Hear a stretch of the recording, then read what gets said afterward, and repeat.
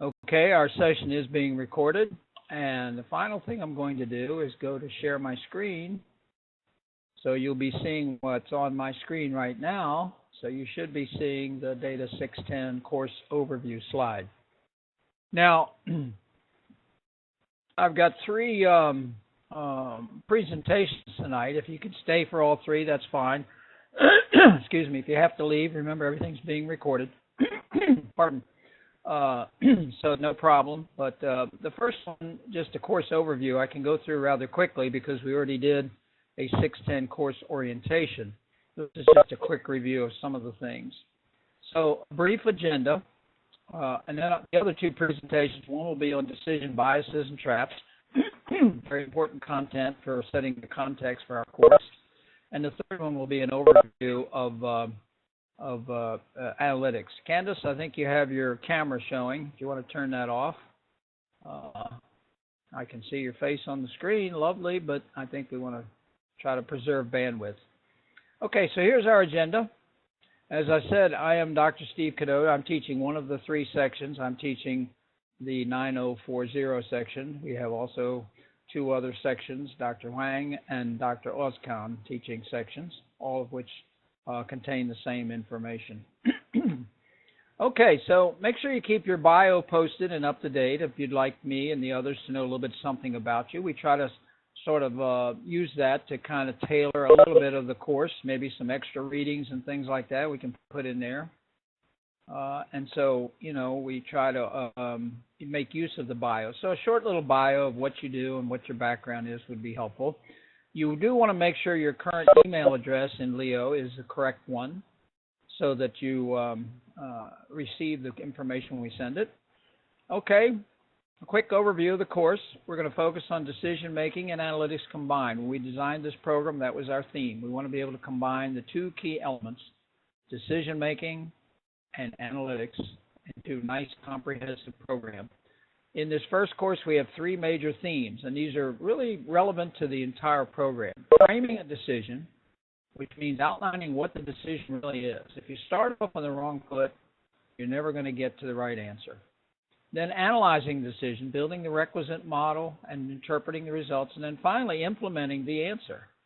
So those three pieces are kind of the major themes, and if you start your readings in your textbook, you'll see those emphasized over and over again by Mr. Davenport, the author.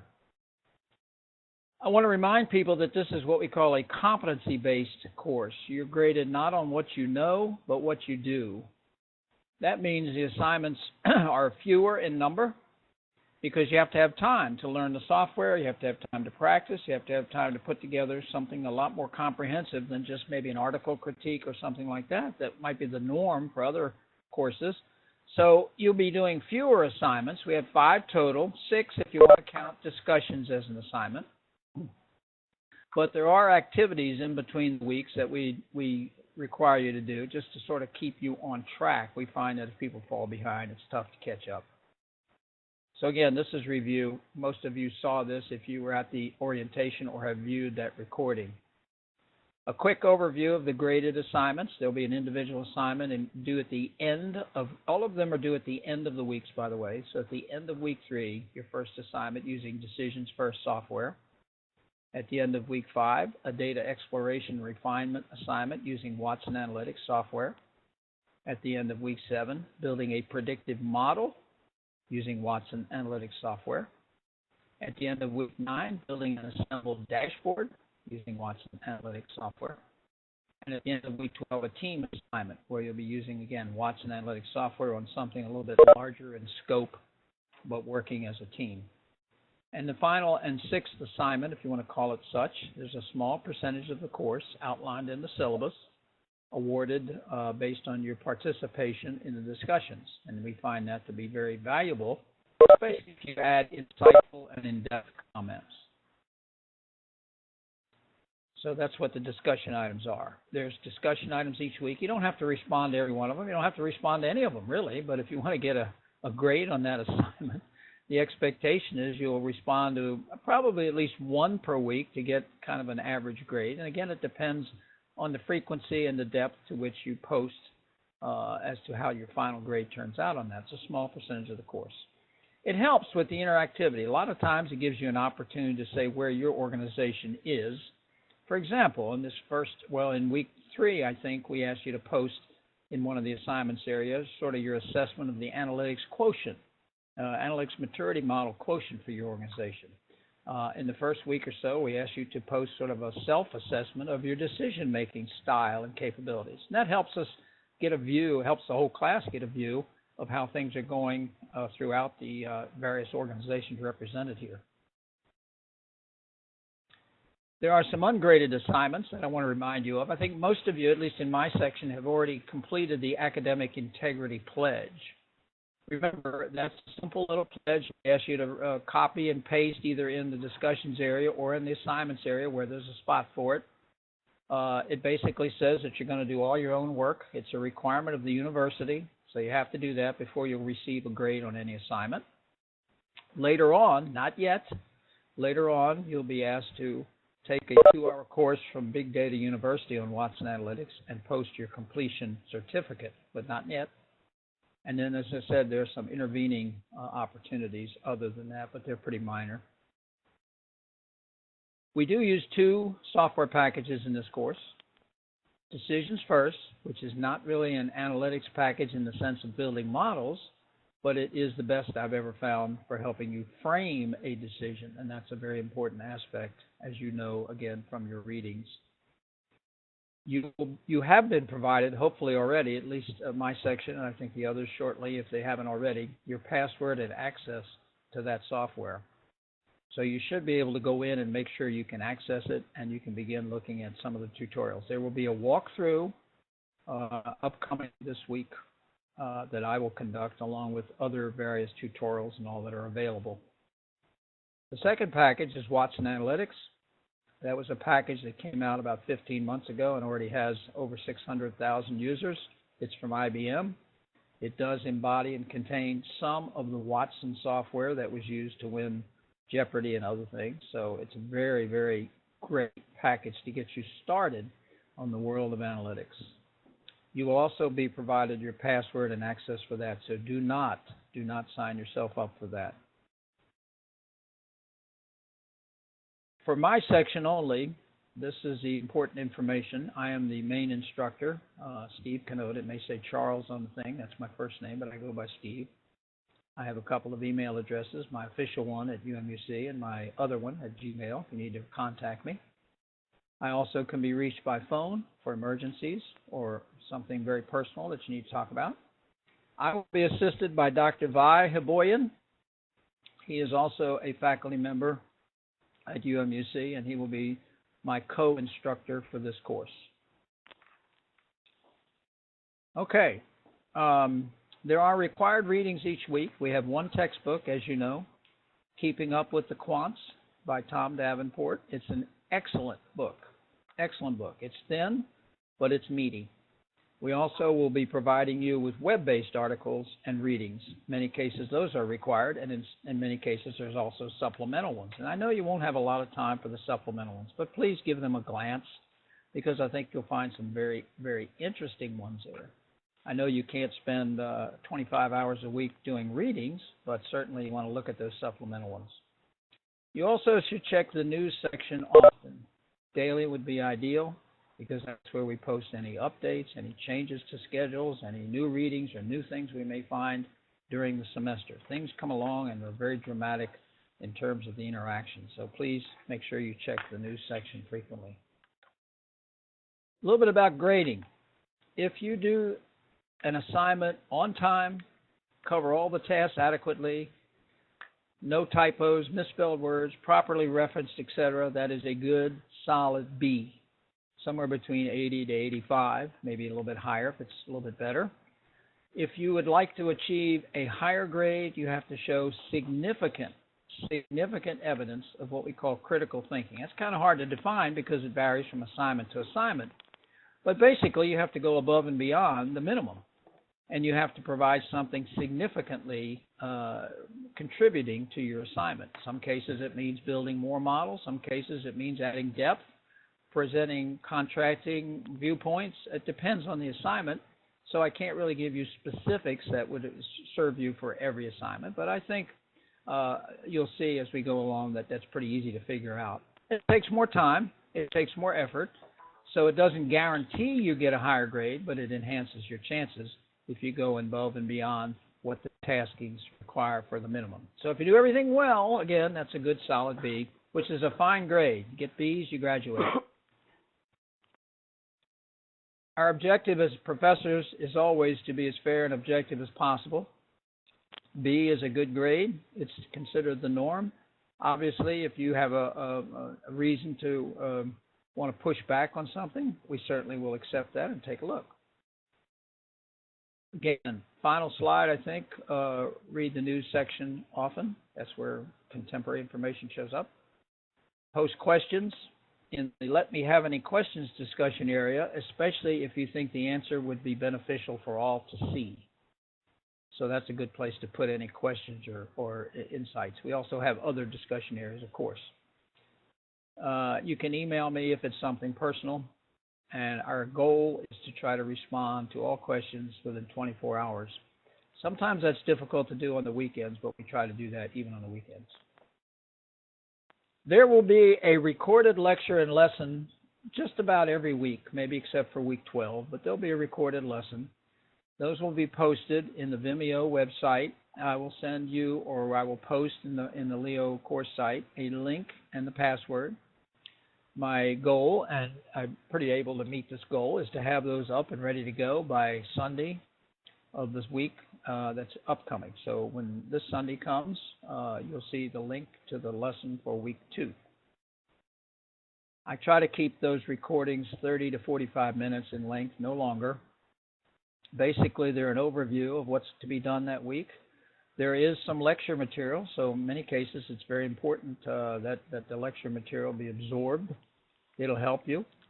And sometimes there are software walkthroughs, and of course we record all of those. We record everything. If we have to have additional office hours online, live office hours, we can arrange for that. And again, questions.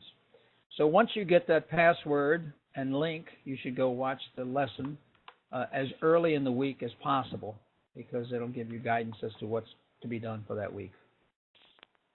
And that's it for the first little presentation here. So let me stop sharing for just a minute and go back to, again, Candace, I think you want to turn your video off. Okay, hold on, I'll be right back with you. Let me switch over to the next presentation.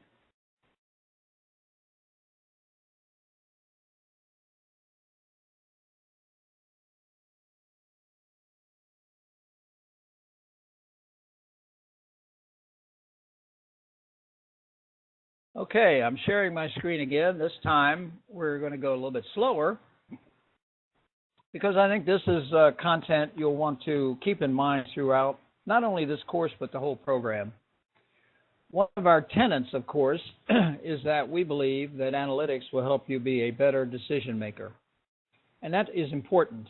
Survey after survey shows that it's important to be able to build models, sure, and interpret models, sure, but it's really important to be able to leverage those models or those analyses or those analytical efforts into better decisions.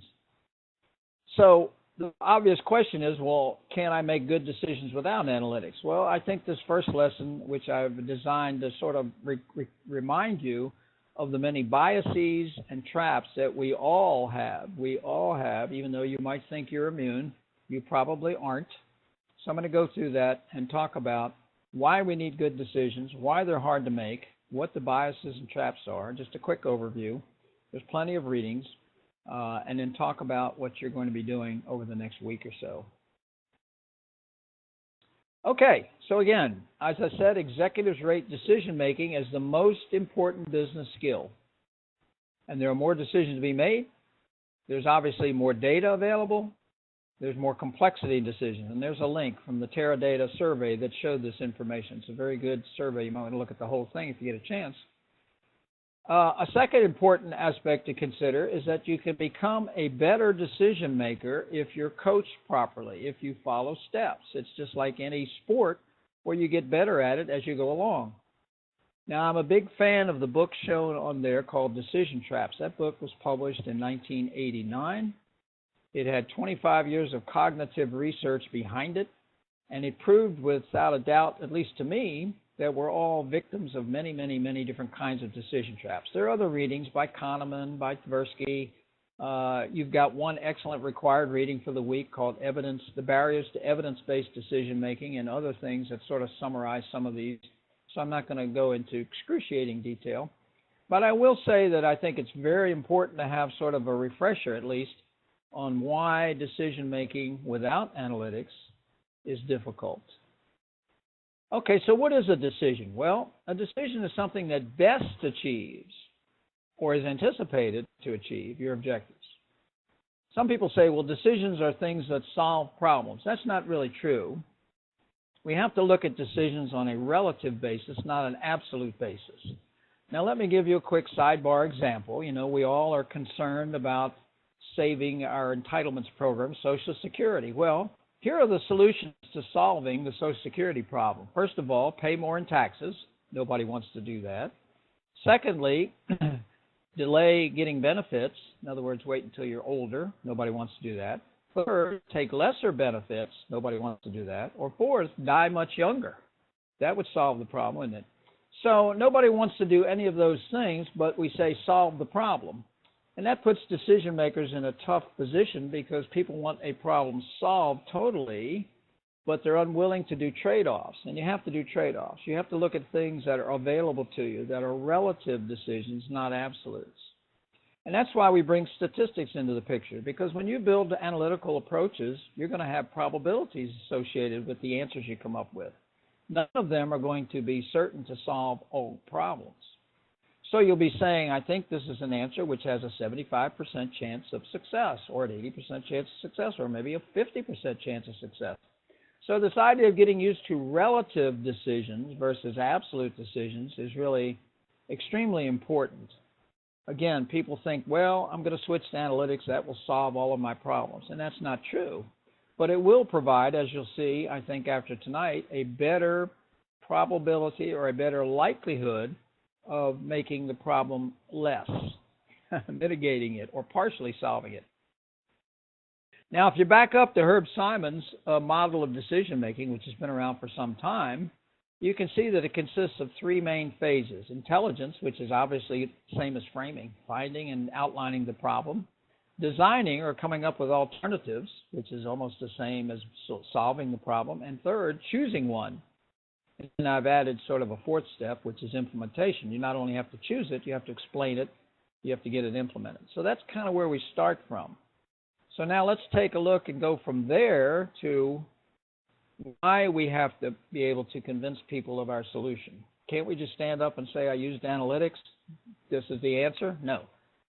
You have to convince others that your decision was right or best, and you have to convince them that it's important. You have to show them how you got to it. We spend a lot of time in the Master of Science and Data Analytics program explaining techniques.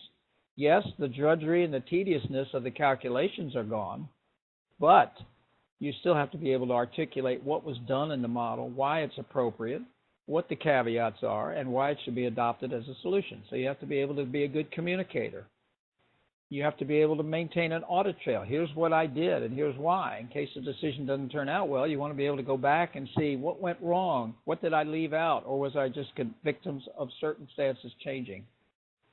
We have to try to remove or move away from what I call the BOGSAT method. Bunch of guys and gals sitting around together. I would imagine that many of your organizations still use the BOGSAT. They certainly probably don't call it that, but that's basically what it is. You bring the brain trust together, you close the door and say, here's our problem, we need to come up with some ideas. Well, that doesn't work very well in an era of information hyperabundance. Further, iteration is almost always necessary. You start with an outline, you iterate, you improve on it, you change things, you build multiple models, you run sensitivity analysis. So all of this is part of the implementation part of the problem, which often gets overlooked. Now let's get back to decision making. It isn't hard, is it? We make decisions every day. We decide what clothes to wear. We decide what route to take to work. We decide what to have for dinner. We decide what time we're going to go to a ball game, or we're going to take our kids somewhere. We make a lot of decisions, and those are really trivial decisions. When it comes to important decisions, and you want to make good decisions, things get much more difficult for the reasons I show on this chart. First of all, there are multiple perspectives. Not all of us has the same frame of the world, do we? In fact, if you go back to the book I mentioned earlier, Decision Traps, they outline 10 traps that we all are victims of. The first 3 have to do with framing.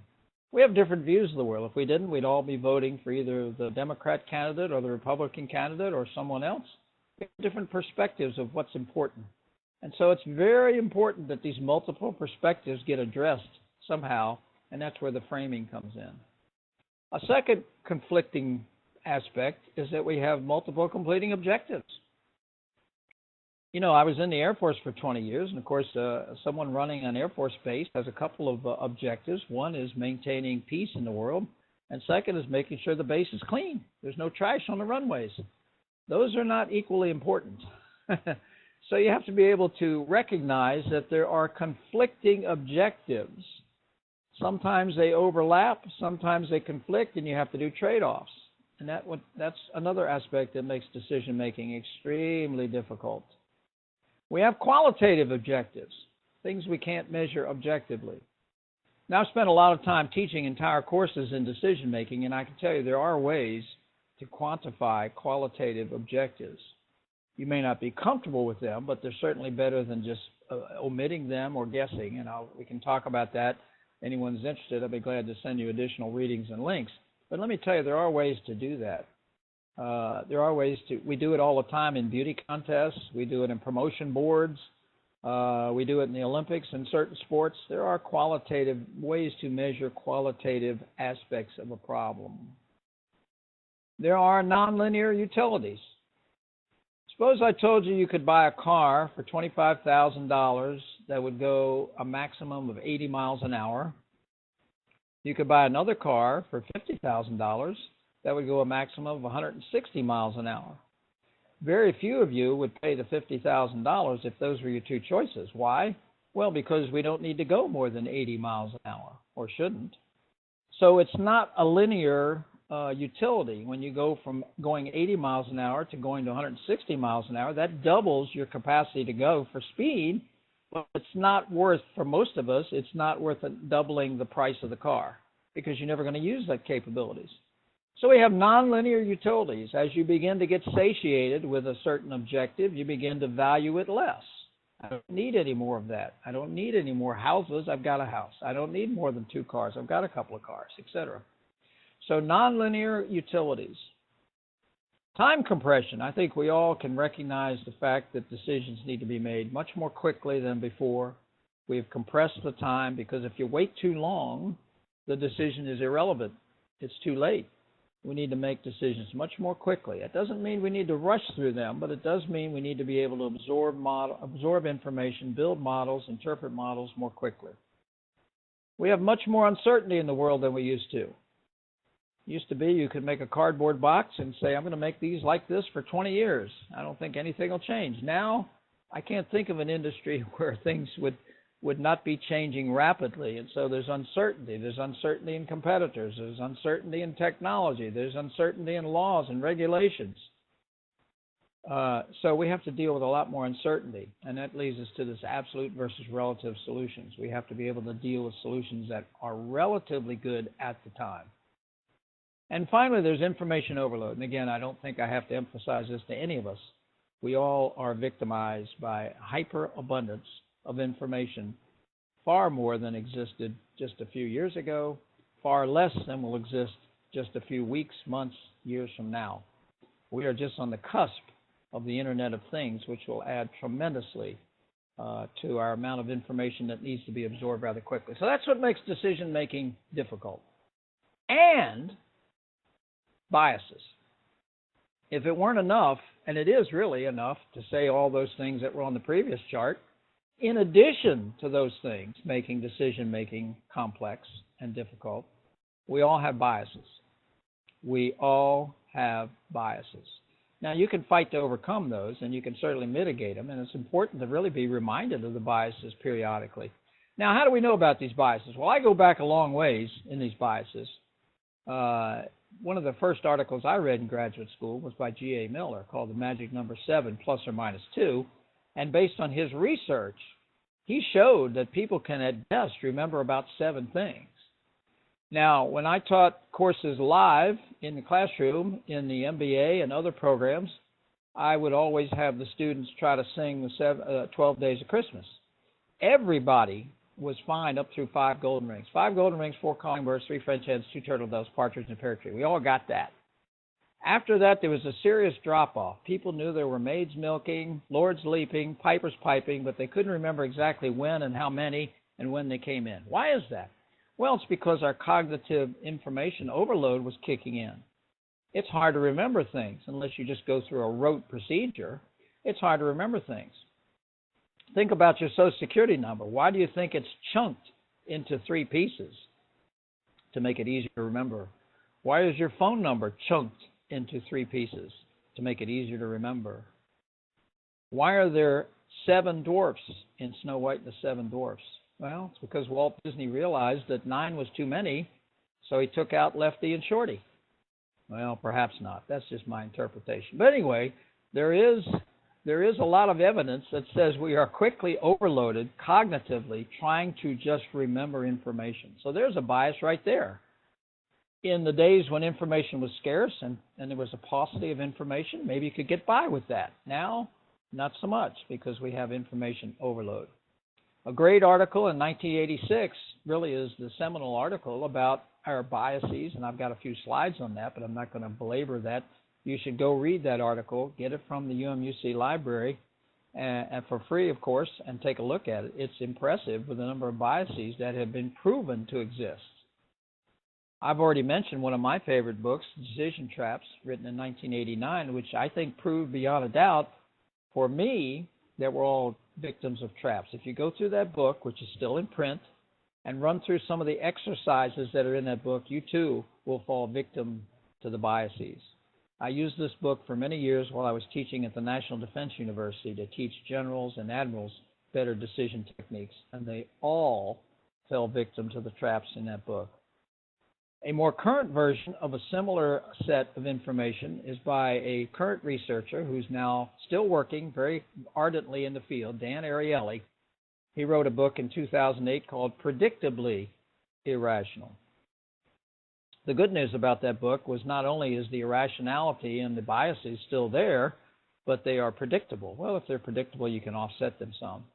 And I've got links to some of Dan Ariely's website where he does a great job in short little vignettes about each of the many, many irrational kinds of biases we all have. And again, he's still doing current research. I get his podcast and his blog almost every week. There's a great book called Judgment and Managerial Decision Making by Bazerman and Moore, which outlines all of the many, well, not all, but quite a few of the many biases we all have. And again, with overwhelming evidence that we're all victims. And finally, of course, in your required reading, there's a great article, Organizational Barriers to Evidence-Based Decision Making, and others. So it goes on and on. I'm convinced that we have enough information to sort of show these biases. Now I'm going to talk a little bit about a couple of them. Again, the magic number 7 plus or minus 2 I mentioned. Decision traps I mentioned. 25 years of research points to many of our decision-making biases. Here are those 10 traps out of that book. And you can see the first 3, which I've highlighted, have to do with framing. And those 3 are responsible for about 40 to 50% of the errors and biases we have in decision-making. You can also see group think. You can see overconfidence. I'm going to show you a couple of examples that I've used before in my MBA program lectures. Failure to audit your decision process. You need to keep reminding yourself of these biases. Here are the biases that were in that article I mentioned that was the seminal article published in 1986. There are certain biases in the way you present data. There are biases in the way you present the statistics. You know, if you present a positive way, you get one answer. If you present a negative way, you get a different answer. And again, I'll show you some evidence of that. here are those biases, and I'm just going to give you, you have the set of charts. I would encourage you to go read the entire article, but here they are on charts, just so you know what they are in general, a brief description. Think about this. How many times have you seen these biases in your organization? Ease of recall. We can recall where we were on 9/11. We can recall where we were, some of us, when JFK was shot. We can recall some of these significant events that happened.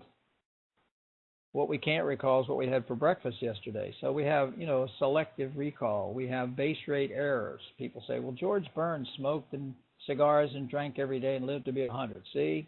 Well, yeah, but that's one outlier. And we'll talk more about outliers when we get to building models. Illusory correlation. Heuristics biases.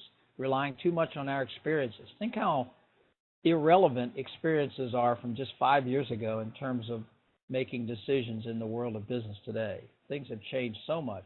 Regulations, technology, competition, compression, and data, that relying on, well, we did that we did that in 2005 and it worked, why can't we do it again? No. Statistical properties of data biases. Random variation, we think that's persistent change. Inferring from small samples. Gambler's fallacy. You roll 7 6 times in a row. Someone say, well, there's no way you can roll a 7th 7. The odds are against it. No, the dice don't have a memory. To them, it's the same odds on the 7th roll as it was on the first roll. And so forth. I'm not going to make this a lecture about all those biases. I would encourage you to read those. Again, Dan Ariely, people make irrational but predictable mistakes in decision making. They rely on emotions, relatively social norms. If you go read some of Dan Ariely's writings and get those for free, watch a few of his vignettes, you too will be convinced, because he's out there doing these experiments right now. And he says this irrationality can be recognized and accounted for. Let me show you just two brief examples, a couple of brief examples. Again, these are things I did when I taught in the MBA program. One of the main biases that occurs is called anchoring. Anchoring. You anchor people on a number, and that influences subsequent decisions. So here's what I did. I gave people, I had an MBA class, and of course I didn't allow them to use the internet to look things up. I just wanted them to answer this based on what they thought. So half the class got a piece of paper with these two questions on it. Is the population of Turkey greater or less than 35 million persons? And I really didn't care which one they picked. They picked one. And then the second question, what is your estimate of the population of Turkey? Well, when I gave this to half the class, the average answer that came out, 33 million. And I did this many years in a row, by the way. So what made them say 33 million as an average answer? Well, I maintain they were anchored on the 35 million question that was above it. And to prove that, I gave the second half of the class a different piece of paper. They were doing this at the same time, but not talking to each other and not using the internet or looking anything up. And it had two questions. Is the population of Turkey greater or less than 100 million people? And they picked one. And then what is your estimate of the population of Turkey? Average answer, 106 million. Now, if you don't think anchoring occurs, this is pretty clear evidence that it does, even in an MBA class. So the first group, because I anchored them at 35 million, said, well, I guess the answer is somewhere near there. Why would he ask that first question? The second group was anchored at 100 million, and they again think, well, I don't really know how many people live in Turkey, but it must be around 100 million. So there's clear evidence that this can be done. This is one of the experiments I took right out of Dan Ariely's book. A second great example. This is called the decoy option. This is an example exactly out of his book that he did. He received, this has actually happened, he received the following ad from The Economist. Internet-only subscription for a year for $59. Print-only subscription for a year for $125. Or print and internet subscription to The Economist for $125.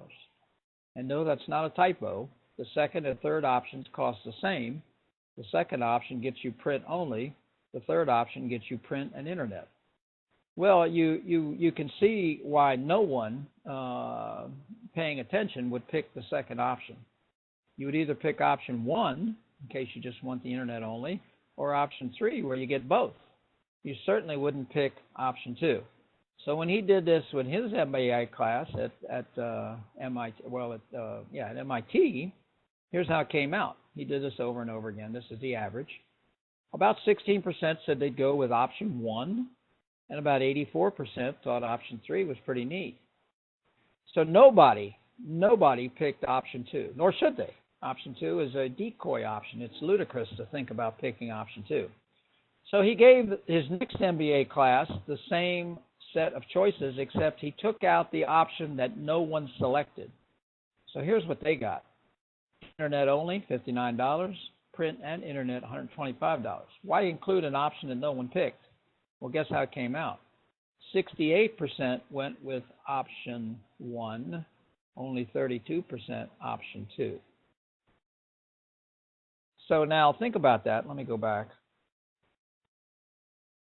because let me show you the numbers. 16 and 84 with the decoy option, 68 and 32 without the decoy option. So was the decoy option influencing a lot of people to take option, the print and internet option? Absolutely. Now let me show you a more personal example. This actually came to me in the summer of 2013, and I do like Fast Company. I don't want to make it sound like I don't like the magazine. I like the magazine, and I was up for renewal. They gave me this choice: 3 years for $10, 2 years for $10, or 1 year for $5. Well, clearly that middle one is a decoy option, and yes, I went with the 3-year option. Had I not seen that middle one, if I'd only had 3 years for 10 or 1 year for 5, I might have gone for the 1 year for 5 because I wasn't sure I wanted to keep reading the magazine. But by having that decoy option, I said, oh my gosh, that'd be crazy not to take this great deal they're offering me, so I took the 3 years. Those are just a couple of examples. I can't spend the whole evening going through many, many, many examples, but let me give you one more. This is called the data interpretation option, or misinterpretation. Here we have 4 sets of data. There's set 1, set 2, set 3, set 4. 4 sets of data, X, Y pairs of numbers. And I can assure you that for each of them, there's the same number of pairs. There's 11 pairs of numbers. I can also assure you that the mean or the average for the X's is exactly 9 for every set. The average for the Y's is 7.5 for every set. If you were to draw a regression line, which is one of the more common predictive models we use, if you were to draw a regression line for each of those 4 sets of data, it would be identical. Y plus 0.5x. If you were to do the standard error of the slope for each of those, it would be the same. If you were to do the sum of the squares, the regression sum of the squares, the residual sum of the squares, the correlation coefficient, and R squared, they are all identical. Which leads to what? The obvious conclusion that all 4 sets of data must be just about the same, except they aren't. This is called Anscombe's quartet. If you plot those 4 sets of data, here's how they look. They are not even close to being the same, as you can see. One's curved, one's a straight line almost, one the points are up, straight up and down with an outlier, and so forth. And yet, when we look at just the statistics, we are inclined to fall into the trap by saying, well, I think these are the same. That shows you the importance of data visualization, doesn't it? Okay. The mother of all biases, we say, is overconfidence, where people tend to think they know a lot more than they really know. We all think we know more than we know, and of course now with the internet and Siri and others out there to prove us wrong, you have to be very careful about that. I've often used, and again, other tests that come right out of the Decision Traps book, and this is the chart of sort of results, if you will, from many thousands of times doing these experiments. You give Harvard MBAs 10 questions where you ask them to set a range of answers for each question, a low number and a high number that they're 98% sure contains the truth. If you give them 100 questions, you expect them that range to be 98% accurate, and yet it's usually about 46% accurate. Employees of a chemical company given chemical industry questions and told to be 90% accurate in their range for each question, a low number, high number that you're 90% sure has the truth in it, are 50% accurate. And even some scary ones. Physicians asked to assess on some questions the probability that a patient has pneumonia and told to be no more than 20% wrong or 82% wrong. We all think we know more than we used to. or that we know more than we do. And of course, when the internet wasn't around, and of course it wasn't when this book was written, it was quite easy to convince yourself that you really did know a lot. Now, of course, look it up, look it up. So we have to be very careful about overconfidence. Now, there are a lot of decision-making approaches that have been outlined over the years to help overcome this. Mathematical models, intuition, models like Blink, rational models, wisdom of crowds, decision support systems. You'll hear about some of these during the course of this program. But of course, in here, we're going to focus on the use of analytics, mathematical models to help us. So why model decision? Well, a lot of advantages, right? First of all, we bring order to chaos. If we frame the problem properly, everyone is on the same sheet of paper. Everyone knows exactly what it is we're going to be doing, who's going to be doing it, where we're getting the information, what kind of information we need, when we need it, what form we need it in, what the KPIs are, the knowledge performance indicators that we're going to measure success by are, etc. That's where the decision-making model comes into value. We know what's in the model and what we're leaving out. We may leave out some political things. We may put in some qualitative things. We better understand the issues. We reduce overlooked items. We codify our thinking. We make it easier to revisit a decision, audit trail. Now, this audit trail one's important because too many people think a decision is only good if it turns out well. And that's a logical thing to think, but not always true. I'll take you back to 1984 when the Redskins were playing the Oakland Raiders in the Super Bowl. And yes, I'm a Redskin fan. The Redskins were favored because they had such a tremendous year by 14 points. I had a friend, believe it or not, who wanted to bet on the Super Bowl, but wanted to give me the 14 points. I tried to convince him that was a ludicrous bet. What a crazy bet. I should give him the 14 points. But he said, no, he'd give me the 14 points. Well, just to teach him a lesson, I took the bet. Some of you who are pro football buffs know that the Redskins got slaughtered in that game. It was like 38-3 or something. So I lost my money, didn't I? Did I make a bad decision? Some of you are probably saying, yes, you lost your money. You made a bad decision. Well, the reason I say I didn't is because if you gave me that exact same set of circumstances again, in other words, give me a team that's favored by 14 points, and instead of me giving you the 14 points, you're going to give me 14 points, I will take that bet every single time. It turned out poorly. It turned out poorly because there's no sure thing. But it was still a good decision for me to make the bet. That's tough to sell sometimes in organizations. Too many organizations think a decision is only good if it turns out well. You have to really convince people that decisions are based, again, relative decisions are based on the likelihood of achieving success, not the guarantee. This audit trail becomes extremely important. When a decision does not turn out well, such as the Redskins Oakland bet, you can go back and look. If you have a model, you can go back and look. Are there key things I left out? Key variables I should have included? Key aspects I should have run more sensitivities on? Or was I just victimized by one of those 1 in a million things that happens? And sometimes it's the victimization of events. Who knew the Russians were going to tear down the Berlin Wall? It happened. And then all of a sudden you may have rethinking about the whole world of political events as it turns out. And of course, it makes your decisions more justifiable. I think with a model, you have a better chance. I'm retired Air Force, as some of you may have read in my bio. I had no luck going into my boss and saying, I'm a smart guy. Here's what we should do. Let's go for it. All my bosses wanted to see evidence of what I had done. They wanted to see how I modeled the decision, how I justified my answer, how I could explain my answer. And I think that's fair. Now, I'm asking you to take a little look. It's a very short little exercise, and post your answer in the appropriate discussion area under week 1. This is a little checklist. I like checklists. Sometimes they're very useful. They help do a little self-assessment. This is a little assessment tool that lets you sort of get a handle on how your decision-making or your problem-solving approach is graded, if you will. So answer these questions as fair as you can. This is not a graded assignment for the course, but it gives me a perspective on where most people have either some weaknesses or maybe they're all very strong.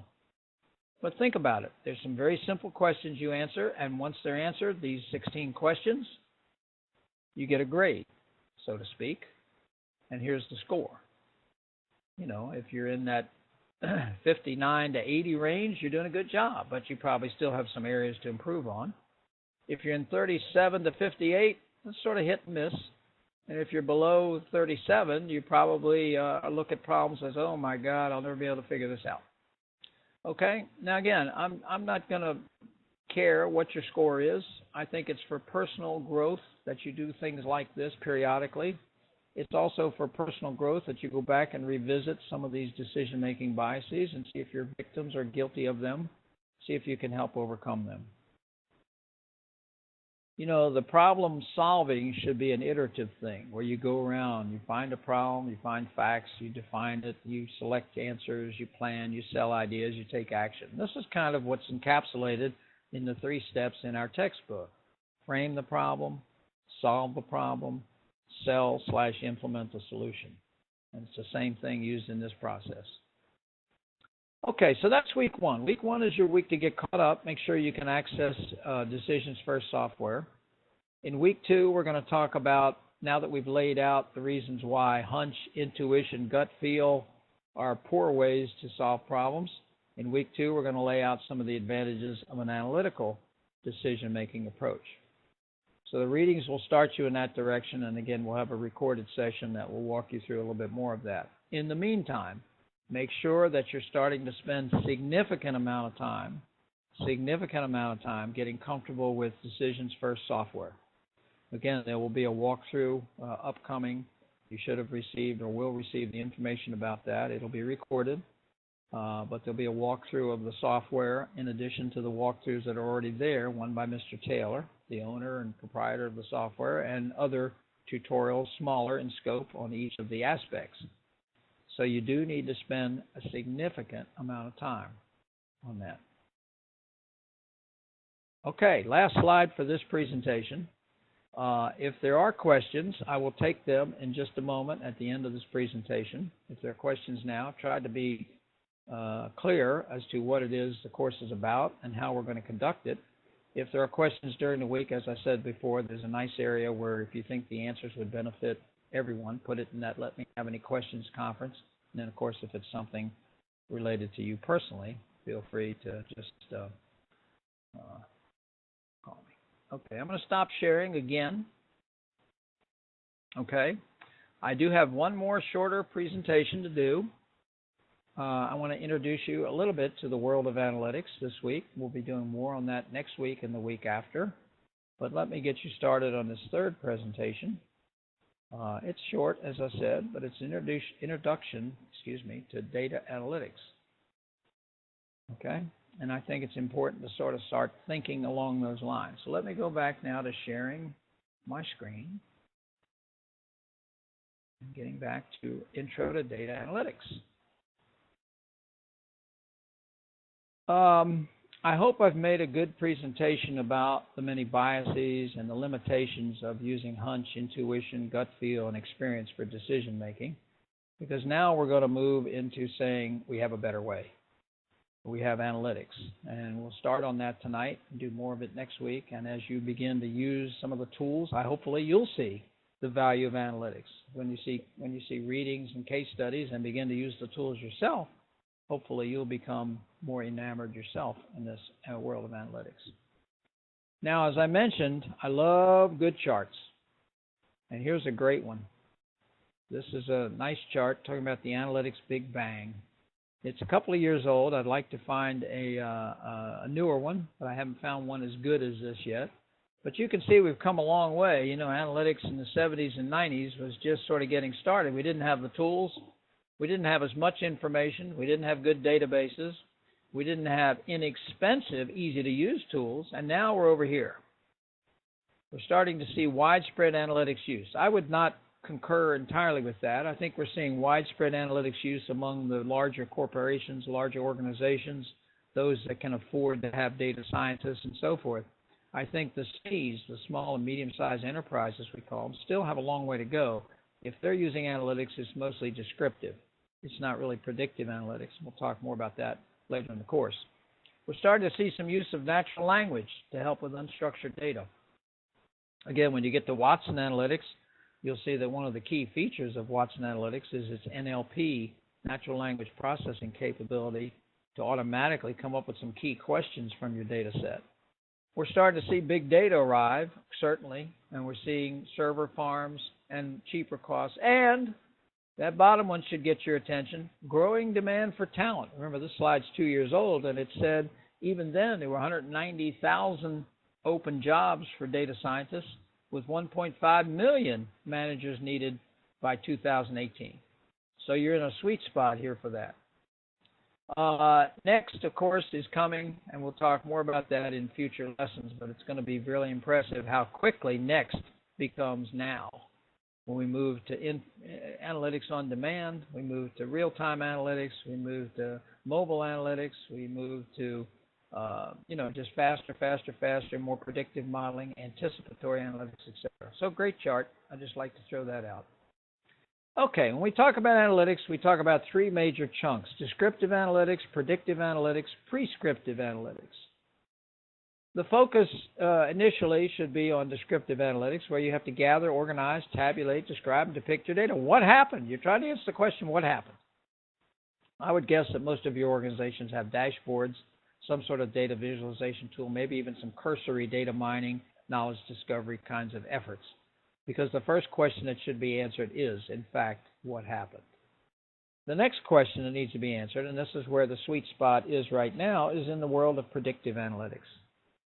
Based on what has happened, what is likely to happen? Because if you can do that, if you can predict what is likely to happen with some degree of certainty, then you can leverage what you want to do about that, whether it's preventing a customer from leaving your organization, or what we call churning, preventing a fraudulent transaction, preventing someone from being readmitted to the hospital for something they should have been cured for, etc. And you hear a lot more about that, a little bit in this course, but a lot more about that in Data 640. And then, of course, prescriptive analytics, where we start using things like simulation, decision rules, and optimization models, which we're not doing much of in the world yet, but certainly that's coming too. What is the best thing to do? If I build a good model to predict what is likely to happen, then I can go and tweak some of the inputs and say, what's the best thing that I should be doing? And that's called prescriptive analytics. So here's a little more drill down on each of those: descriptive, predictive, prescriptive. Again, descriptive is what has happened, predictive is what could happen or is likely to happen, and prescriptive is what should happen. And I like this chart because, again, it gives you what the user needs to do, what the user needs to know, what kind of analytics we use to get answers, and what makes this possible. Okay? So it's a great chart to keep hold of and keep referring back to as you go through this program, because you're going to see instances coming along which talk about each of these aspects. Okay? Each of these aspects. One more time, looking at the same thing. The value you get as you move up from descriptive analytics to prescriptive analytics to, predictive analytics to prescriptive analytics, you can see it takes more and more intelligence in the thing, more and more interesting kinds of models, but the competitive advantage also goes up if you get good at it. So it's another great illustration of why you want to move up the food chain, so to speak, from descriptive analytics to predictive analytics to prescriptive analytics. Now, predictive analytics is where the current sweet spot is, and I just wanted to give you one little heads up. You're going to be doing a little bit of that in this course. You'll be doing some predictive analytics when you get to Watson Analytics model building, and you'll be able to do some things like classifications and some estimations and some prediction. Much of this, however, will occur later in the program in Data 620, 30, and 40. But certainly it's important to have sort of an aspect of what are the kinds of things that predictive analytics can do. Well, this chart sort of outlines that. So I think it's important to start you off with kind of a brief background, a little bit about what the kinds of things you can expect to see are. And you'll be doing some of this, as I said, in this course. What are some specific questions that analytics can help with? Well, again, people always ask me that. Can you get a little more specific? Can you drill down to something? So I like this chart because for each industry here, rather than retail, communications, insurance, banking, healthcare, any of those industries, you have some specific questions shown here that can be answered by predictive analytics. Specific questions.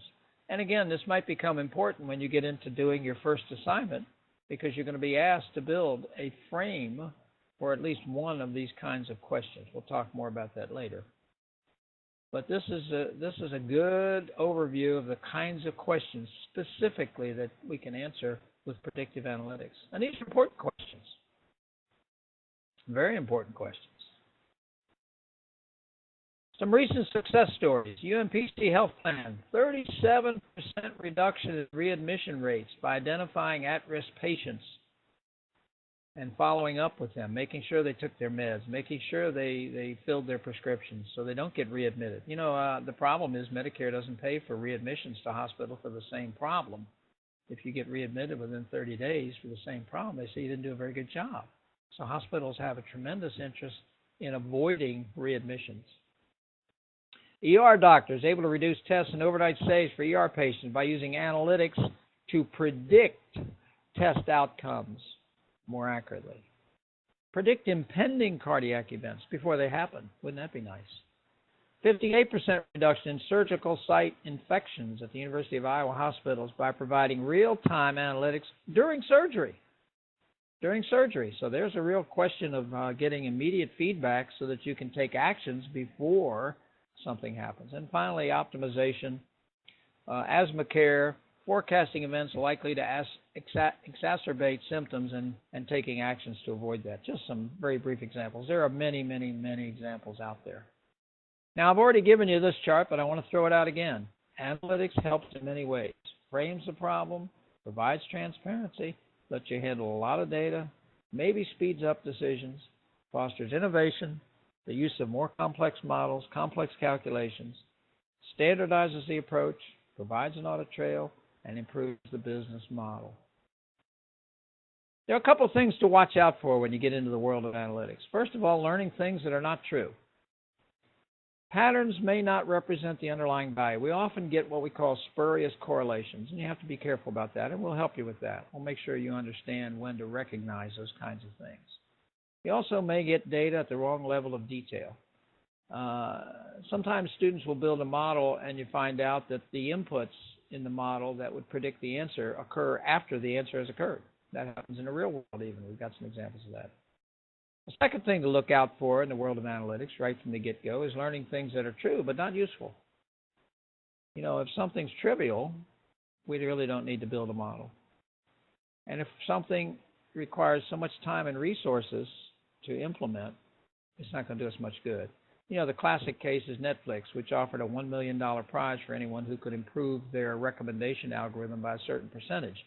And people tried and tried and tried, and eventually several groups, one in particular, did succeed.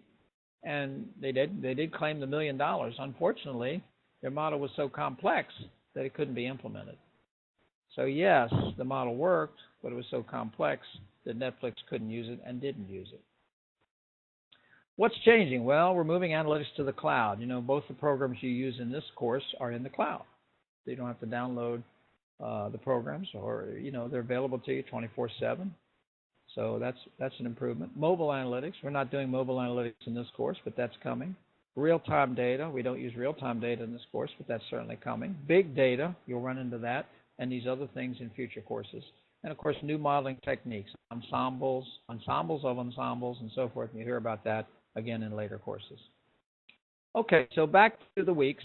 Again, spend week 1 this week getting access and making sure you're beginning your journey with decisions first. It does take some time and effort to become comfortable with it. Week 2, you'll be getting this walkthrough. Actually, it'll occur later this week of the Decisions First software. And then by the end of week 3, you need to submit your first assignment, which will be a fully framed question, problem, opportunity, or challenge using Decisions First software. And we do have some guidance on that, but you don't need to worry about that at this moment. Don't try to get to closure too quickly. Diverge a little bit early on. Share information, share your knowledge, learn things, and then worry about the assignment. Okay, so that, as I said, is a very quick look at, let me stop sharing again. That's a very quick look at the introduction to analytics. You've got some good readings. I'm now 1 hour into the time. I said I would try to keep it as succinct as possible, but I certainly will now allow or try to answer any questions. I see one already. Should all sections do the self-assessment, or is this more for your section? I think all three sections are following a similar outline.